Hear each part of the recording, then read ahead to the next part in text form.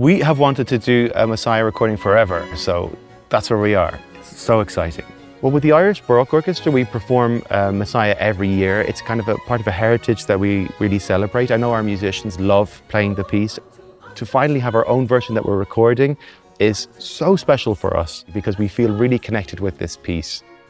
Personally speaking, I remember being in primary school and we had this history book, like super simple for kids, and every page had a different like historical story. And then on one double page was a story about Messiah, about Handel coming to Dublin, and they had this little picture of Fishamble Street, which is still there today, this little arch, which was the entrance to the hall where Handel first performed Messiah. And I was like, oh my God, that's amazing. Something to do with classical music happened in Ireland. It just really sparked my imagination. I used to have this one piece that's associated with Ireland, that we own some part of classical music. It belongs to us.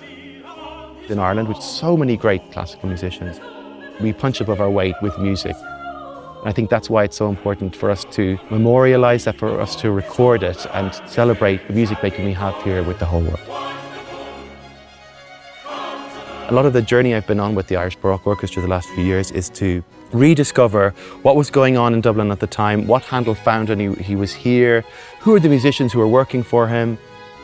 Or we've been discovering about Matthew Dubourg, this violinist who was working for Handel. He was interested in traditional playing, also an amazing virtuoso violinist whose mom was probably Irish.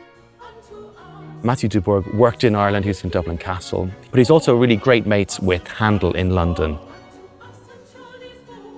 Handel was having the worst time in London. He was tanking money on these operas. His health was bad. I think it was Matthew Dubourg who invited Handel over to Dublin, who said, come to Ireland, come to Dublin, it's a great moment. And I think Handel just heard that he might be able to make his fortune here or else claw back some of his reputation. And that's exactly what happened. The concerts were so well received that he decided that he should premiere his Messiah in Ireland. Dublin completely changed the fortunes of Handel. He came over totally broken, and when he left, he was a huge success. It gave him lots of energy. His health was much better, and he was ready to continue. And it was that point he said, no more opera for me. Messiah, the oratorio in Dublin, was such a huge success. That's going to be my life from now on. So yeah, it was a real turning point, his time in Ireland. There are several special things about the version we're doing. We're very inspired by the versions that were performed in Dublin. We wanted, of course, to celebrate the version that we play every year. That's for our audiences, the numbers that people know best and love best. But there are certain aspects about the very beginnings of the piece that are really fascinating. For me, that's the personalities who were involved in the very first performance. You had quite a small space, the Fishamble Street Theatre, and the musicians that Handel had were, of course, Matthew Dubourg and the Irish State Music.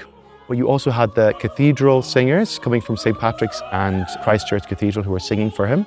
Then you had some soloists traveling from abroad. You had this very glamorous soprano called Avolio, Signora Avolio, who traveled in on the royal yacht. So you have like a prima donna diva.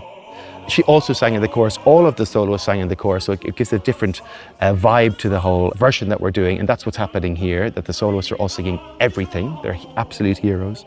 Maybe the most famous aria in the piece is He Was Despised, and that was written for the really fascinating character. It's this woman called Susanna Kibber, who had come to Ireland to escape a scandal, a sex scandal in London.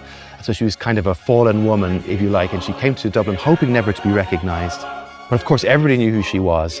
Handel monopolised on this, and he gave her these beautiful arias in the middle of each third of Messiah. So you have these professional singers, and then you have her in the centre, pleading her case in real time to the audience. In fact, there's an anecdote about it that after she sang, one of the main priests from St. Patrick's Cathedral said, "For this, your sins are forgiven thee. You're singing so beautifully that, we forgive you." Also, there were so many people desperate to see the first performance of Messiah that famously the ladies who used to have hoops in their skirts, they had to leave the hoops outside. The men weren't allowed to bring their swords with them. It was one of the first ever examples of one-way traffic that they organised in Fishamble Street, just so there wouldn't be a big hold-up of carriages. It was a really a special event, and we're trying to recreate some of that feel in our performance to celebrate it again today.